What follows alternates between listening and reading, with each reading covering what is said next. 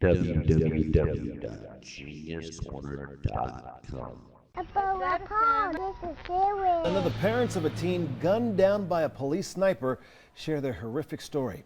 The 16-year-old was suicidal and the cops were called to help. Tonight, our chief investigative reporter Wendy Saltzman shows us video from inside that home that was taken by Andrew minutes before he died, and she details never released about his death.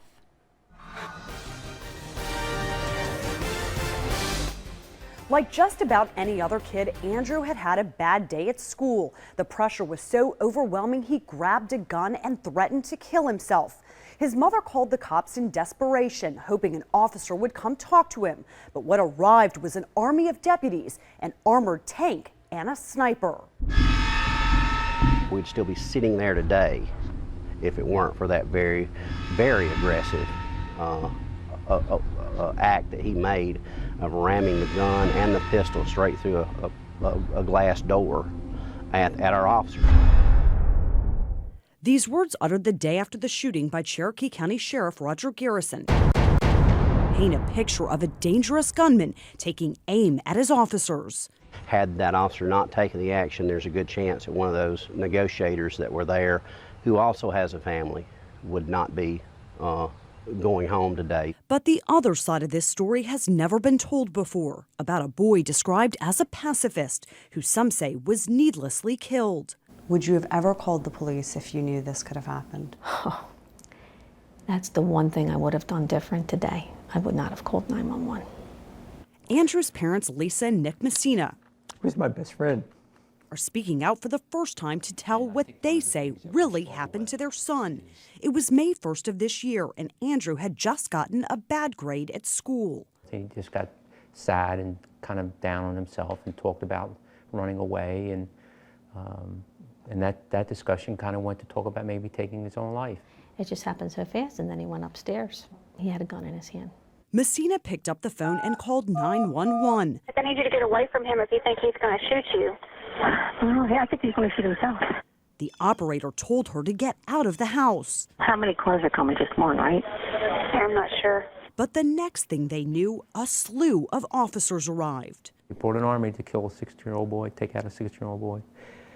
The teen was inside his home alone with no hostages. He had a .357 Magnum in his hand and was drinking and threatening to kill himself. He took this video speaking to his father on the phone. I do know that I personally don't want to live, so you should probably just let this happen if you really love me. But law enforcement negotiators soon cut off that call. I'm not coming closer.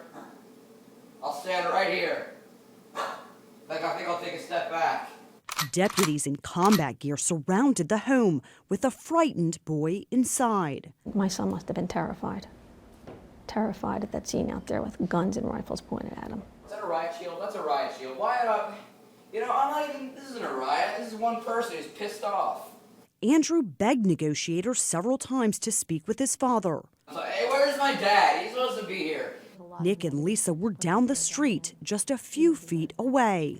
Sir, where's my father? Where is he? That just bothers me more. To think that my son was in here by himself minutes before his death, asking for me.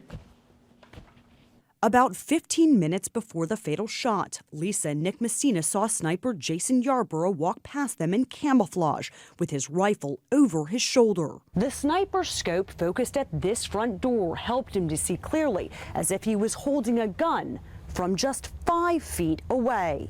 A minute later, this horrendous cannon shot, and he was dead. Absolutely shock and numbness.